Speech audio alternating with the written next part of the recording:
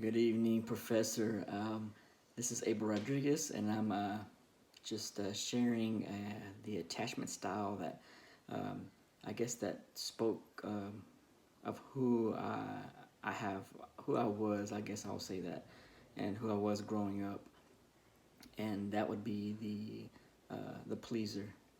Um, in this book, it talks about that often a pleaser had a parent who was fearful or was very angry at times. And I saw that a lot in my family. Growing up as a little kid, I think I've mentioned in there, grew up with my family, my dad especially, he drank a lot. And just every time we went somewhere to a party or just gathering with family, I had I guess, the anxiousness of something was about to happen.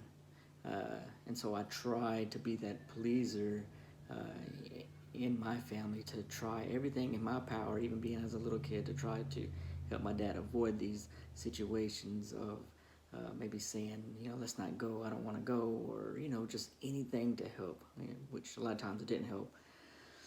But I think I can resonate more with that and how I grew up, and not only that, but where I am now has really affected the way I've grown up.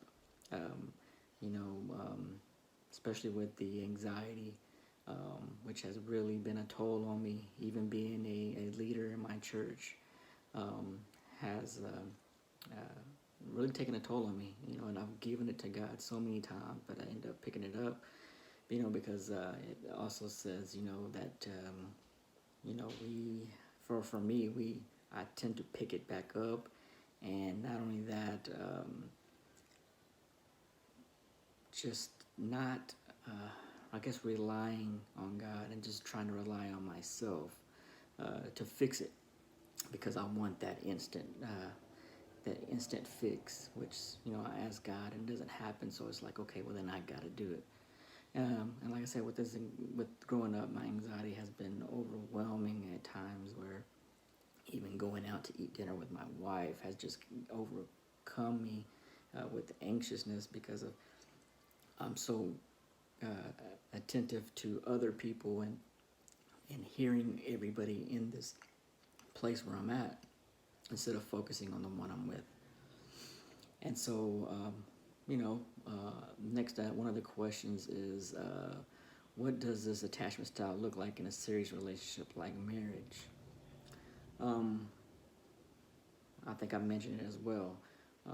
When me and my wife first got married, we've just, man, I was the pleaser because I saw how my parents grew up, and I didn't want to have that kind of relationship of arguing all the time. So, to try to please and try to avoid arguments, that's just what I did.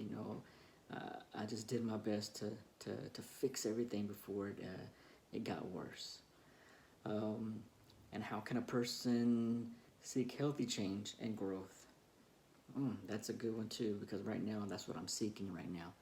I'm seeing a counselor right now to just to help me right now to, I guess, deal with the anxiety, the pleasing, trying to make things, trying to fix things, that part of my life. And like I said, it's really taken a toll, not only on me, but on my relationship, on my marriage. And even though my wife, she's the greatest wife ever. She stands by me, and even though this is tough for her, and any kind of any relationship, any woman, and it's hard for her and her husband to even go out. That dampers a little bit. Even though she's like, "I love you no matter what, and we're gonna get through it," but I still know deep down inside it does hurt. Um, so, what are my takeaways from this book? My takeaway is that when we do these things from that that the author has said, of how to overcome these, to being a pleaser, how to fix these things. We need to learn from these, of you know, sometimes, like, I think the thing is sometimes we need to just let things happen.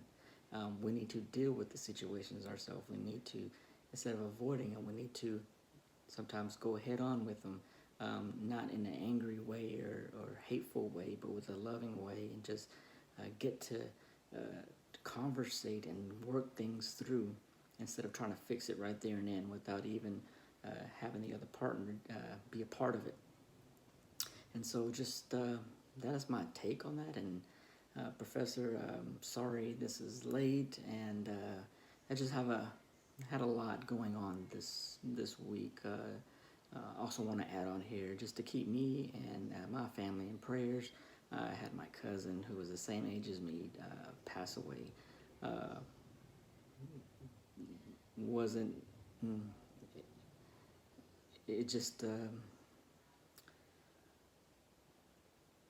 it threw us off guard, and just last week of just dealing with the grief, and then I officiated her funeral, which was really tough. But you know, the Holy Spirit just was guiding me every step of the way. And so I just ask you to continue to keep me and my family in prayers, and just thank you for everything you've done for us, all of us in this class, and just the growing and the nurture in our marriage, or in even our future marriage, that we can learn from this. So again, just thank you so much, Professor, and God bless.